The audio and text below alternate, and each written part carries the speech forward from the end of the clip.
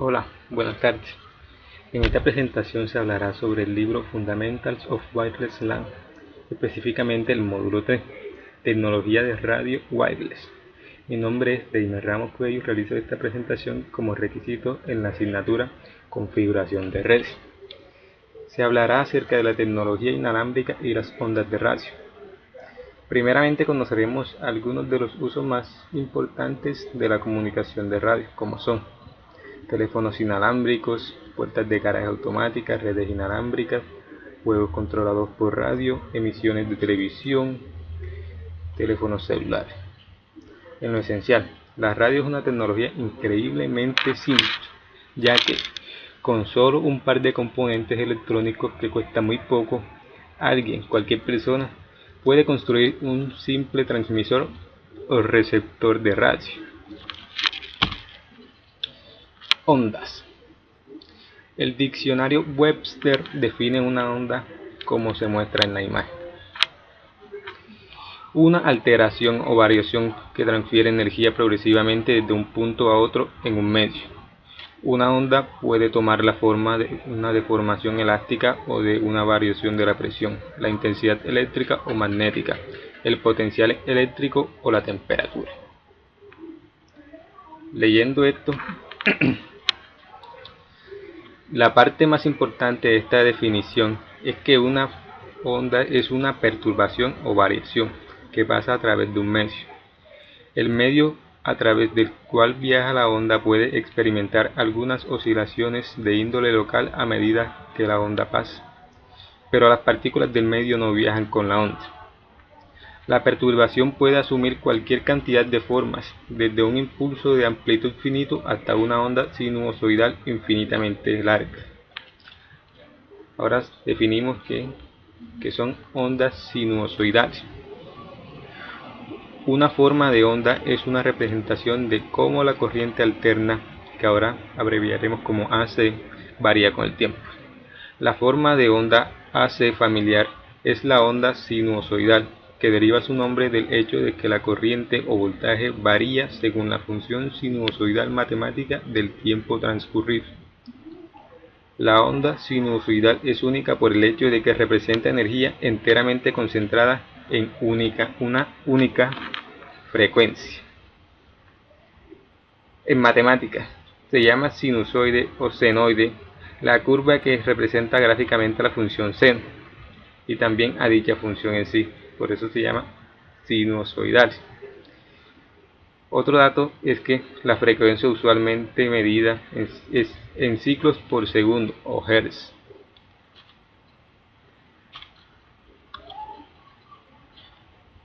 Una onda sinusoidal tiene varias propiedades, entre las cuales encontramos la amplitud, que se define como la distancia de 0 al valor máximo de cada ciclo, se denomina amplitud. La amplitud positiva del ciclo y la amplitud negativa del ciclo son las mismas. Encontramos también el período. Es el tiempo que le lleva a una onda sinusoidal completar un ciclo que se define como período de la forma de la onda. Seguidamente tenemos la longitud de onda, que es indicada por el símbolo griego lambda. Es la distancia a través de la forma de onda desde un punto al mismo punto del siguiente ciclo. Encontramos ahora la frecuencia. La cantidad de repeticiones o ciclos por unidad de tiempo es la frecuencia, expresada en general en ciclos por segundo o hertz. Ahora encontramos el apartado 3.2, el cual se titula Matemáticas para el estudio de la radio. Watts. Un watts es la unidad básica de potencia, y la potencia está relacionada con la energía. No obstante, potencia es un índice y energía es una cantidad. La fórmula para la potencia es P igual dE sobre dt, donde d es la cantidad de energía transferida, dt es el intervalo temporal durante el cual se transfiere la energía. Ahora encontramos el decibel, abreviado dB. Es una unidad que se utiliza para medir la potencia eléctrica. Un dB es un décimo de un bel, que es una unidad de sonido más grande ha sido denominada en homenaje a Alexander Graham Bell. El decibel se mide en una escala logarítmica con base 10. Esta escala permite a las personas trabajar más fácilmente con grandes números. Una escala similar a la escala de Richter se utiliza para medir terremotos. Por ejemplo, un terremoto de magnitud 6.3 es 10 veces más fuerte que un terremoto de 5.3. La fórmula de los decibeles es 10 logaritmo de 10 multiplicando a P final sobre pref, donde dB es la cantidad de decibeles, P final la potencia final. Esta es la potencia entregada después de que algún proceso haya ocurrido. Pref la potencia de referencia. Ahora nos encontramos con las ondas electromagnéticas. Espectro EM es simplemente un nombre que los científicos han otorgado al conjunto de todos los tipos de radiación. La radiación es energía que viaja en ondas y se dispersa a lo largo de la distancia. Por ejemplo, la luz visible que proviene de una lámpara que se encuentra en una casa y las ondas de radio que provienen de una estación de radio son dos tipos de ondas electromagnéticas. Todas las ondas EM viajan a la velocidad de la luz en el vacío y tienen una longitud de onda y frecuencia f que pueden determinarse utilizando la siguiente ecuación: c xf, donde c es la velocidad de la luz, 3 por 108 metros sobre segundo. Las ondas EM gozan de las siguientes propiedades: reflexión o rebote, refracción o quiebre en ángulo, difracción o dispersión en torno a los obstáculos, dispersión o redireccionamiento de partes de partículas.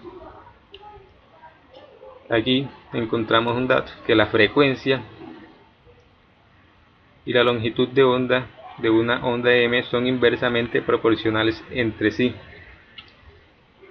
Aquí encontramos que F1 es menor que F2, es la frecuencia, ya que la longitud de esta son más largas, la longitud de esta son más pequeñas, y por eso se presenta con más frecuencia. Síntesis de Fourier. Cuando dos ondas EM ocupan el mismo espacio, sus efectos se combinan para formar una nueva onda de diferente forma. Por ejemplo, los cambios en la presión del aire ocasionados por dos ondas de sonido se suman. Las fuerzas eléctricas y magnéticas ocasionadas por dos ondas luminosas o dos ondas de radio también se suman. Ahora nos encontramos con los usos del espectro. Las bandas de frecuencia tienen una cantidad limitada de frecuencias o canales de comunicaciones utilizables diferentes. Muchas partes del espectro EM no son utilizables para la comunicación y muchas partes del espectro ya son utilizadas extensamente con este propósito. El propósito electromagnético es un recurso finito. Una forma de adjudicar este recurso limitado y compartido es disponer de instituciones internacionales y nacionales que configuren estándares y leyes respecto a cómo puede utilizarse el espectro. En Estados Unidos es el FCC el que regula el uso del espectro. En Europa nos encontramos con el Instituto Europeo de Normalización de las Telecomunicaciones, ETSI, regula el uso del espectro. Por ejemplo, acá nos encontramos con las frecuencias. Las frecuencias extremadamente bajas, muy bajas y bajas se utilizan para el audio. Las medias se utilizan para AM broadcast.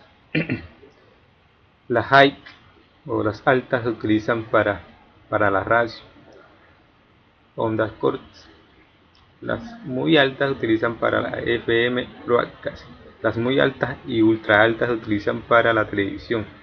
También las ultra altas se utilizan para el celular en 840 MHz. También nos encontramos con los NPCS en la frecuencia de 1.9 GHz. La infrared la utilizan las redes wireless LAN. Estos son los estándares que nos encontramos. El IEEE 802.11 en el canal de 5 GHz. El IEEE 802.11. Técnicas de modulación. Una frecuencia portadora es una onda electrónica que se combina con la señal de información y la transporta a través del canal de comunicación. Utilizar una onda portadora también resuelve muchos otros problemas de circuitos, antenas, propagación y ruidos. Por ejemplo, una antena práctica debe tener un tamaño alrededor de una longitud de onda, de la onda EM a ser transmitida. Si las ondas sonoras se emitieran en frecuencias audibles, la antena tendría que tener más de 1 kilómetro de altura, imagínense, utilizando frecuencias mucho más altas para portador. El tamaño de la antena también se ve significativamente reducido debido al hecho de que frecuencias más altas tienen longitudes de onda más cortas. Existen 3 aspectos básicos de la portadora que pueden modularse, como encontramos la amplitud, la frecuencia y también la fase o ángulo.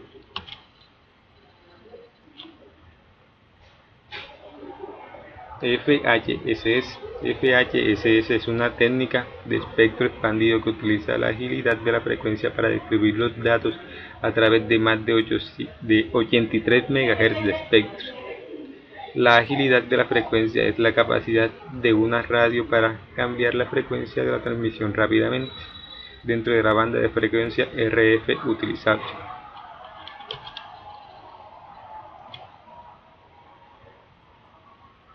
En los sistemas FHSS, la portadora salta de frecuencia de acuerdo a una secuencia pseudo-aleatoria. Se trata de una lista de frecuencias a las cuales saltará la portadora durante intervalos especificados. El transmisor utiliza esta secuencia de salto para seleccionar su frecuencia de transmisión. La portadora permanecerá en una determinada frecuencia durante un periodo especificado que se denomina tiempo de permanencia. Ahora nos encontramos con la técnica DSSS, la tempranamente desarrollada tecnología espectro expandido de secuencia directa DSSS. Se encontraba en el rango de frecuencia de los 900 MHz.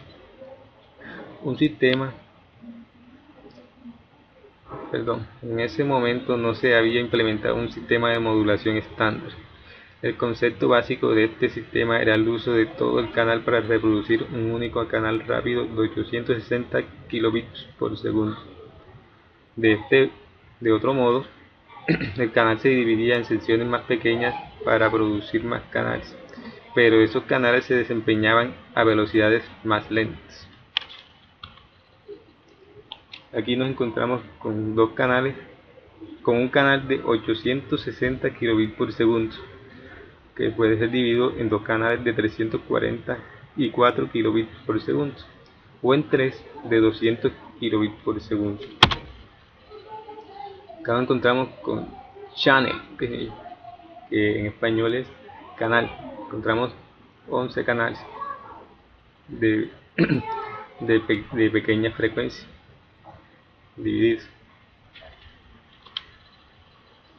UFDM, el estándar 802.11a y el de próxima aparición 802.11g utilizan ambos multiplexado por división de frecuencia ortogonal UFDM para lograr velocidades de datos de hasta 54 megabits por segundo. UFDM funciona dividiendo una portadora de datos de alta velocidad en varias subportadoras de más baja velocidad, que luego se transmiten en paralelo. Cada portadora de alta velocidad tiene 20 MHz de amplitud y se divide en 52 subcanales, cada uno de aproximadamente 300 kHz de amplitud.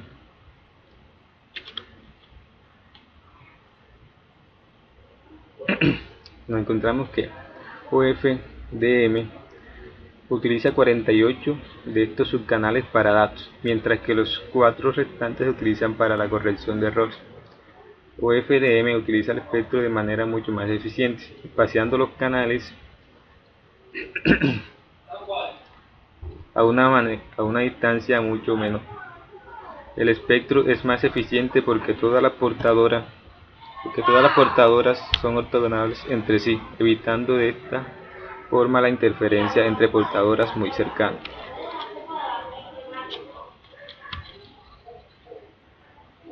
Acceso múltiple y ancho de banda. Acceso múltiple al medio compartido. ¿Cómo hacen dos o más usuarios para acceder al mismo medio sin que surjan colisiones? Una forma de tratar el acceso compartido es hacer que una autoridad oficial como la FCC o el ETSI, FCC en Estados Unidos y ETSI en Europa, establezcan el uso de frecuencia fija. De esta forma, las diversas estaciones que buscan transmitir pueden hacerlo simultáneamente, sin colisiones, mientras utilicen sus frecuencias de portadora asignadas y sigan las reglas de potencia e interferencia. Los receptores deben sintonizar la frecuencia portadora para obtener broadcast de una estación específica. La red de telefonía celular han utilizado en diversos momentos varios métodos diferentes para compartir su medio. Existen 3 técnicas principales que se han utilizado para compartir las ondas por aire.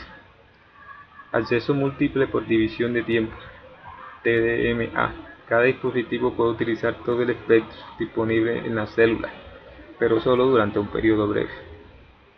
Acceso múltiple por división de frecuencia, FDMA.